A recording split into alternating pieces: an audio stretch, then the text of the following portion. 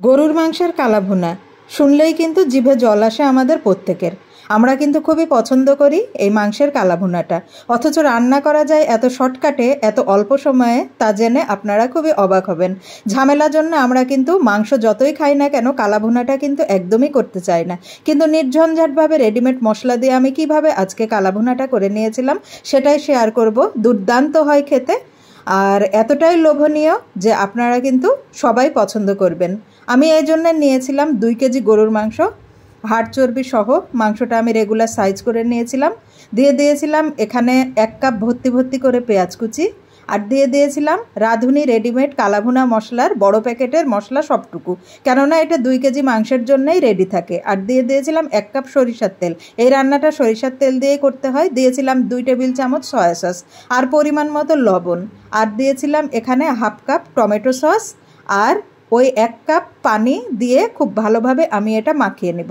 আর কোনো মশলাই এখানে ব্যবহার করতে হবে না। দেখেন কত সহজ, আদা রসুন না, জিরা গরম মশলা, ধনিয়ার গুঁড়া না, কিচ্ছু না। এখানে এতটাই মশলার পরিমাণ ঠিকঠাক মতো থাকে যে এক্সট্রা করে কোনো মশলা আর দিতে হয় না।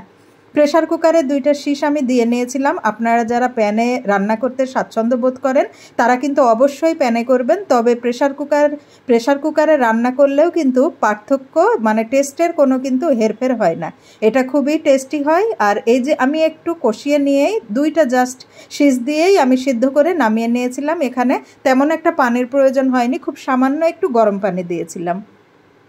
এখন মাংসটা আমার একদম সেদ্ধ হয়ে গেছে। আমি প্যানে ঢেলে নিয়েছিলাম, গায়ের পানিটুকু শুকিয়ে নিব।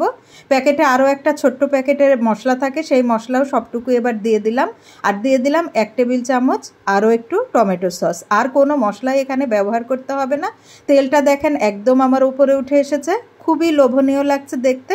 শুধু দেখতেই না, এটা অসাধারণ দুর্দান্ত টেস্ট। যারা প্যাকেট মশলা দিয়ে কখনো কালাভুনা করেননি তারা অবশ্যই একবার ট্রাই করবেন। রাঁধুনি মশলার ব্যালেন্সটা এত বেশি সুস্বাদু, এত বেশি ভালো যে এটা খেতে আসলে খুবই লোভনীয় হয়। এক্সট্রা কোনো মশলার প্রয়োজন পড়ে না, আর বানানোও দেখলেন তো কত শর্টকাট সহজ উপায়ে হয়ে যায়। আলাদা করে কিন্তু আমাদের কালাভুনার মশলাটা রেডি করার যে প্যারা সেটা কিন্তু নিতে হয় না, অথচ খেতে কিন্তু অসাধারণ। সাদা ভাতের সাথে কিন্তু একদম জমে যায়, সবাই কিন্তু আমরা পছন্দ করি। এই যে একটু বেরেস্তা দিয়ে দিলাম, এটা অপশনাল, আসলে আর কোনো মশলারই প্রয়োজন হয় না। এটা এতটাই টেস্টি, এমনিতেই এটা অনেক বেশি স্বাদের। যাই হোক, আমার একদম ডান কালাভুনা। এই তো দেখেন একদম রেডি। দেখতে কতটা লোভনীয় হয়েছে আপনারাই বলেন। আর শুধু দেখতেই না, এটা খেতে কিন্তু অসাধারণ। রেডিমেড প্যাকেট মশলা ব্যবহার করে যারা কখনোই কালাভুনা করেননি তারা অবশ্যই একবার হলেও ট্রাই করবেন। কোনো ঝামেলা হবে না, নির্ঝঞ্ঝাটভাবে খুব সুন্দর কালাভুনা আপনারা এনজয় করতে পারবেন। আশা করি ভালো লেগেছে রেসিপিটা। সবাই ভালো থাকবেন। আল্লাহ হাফেজ।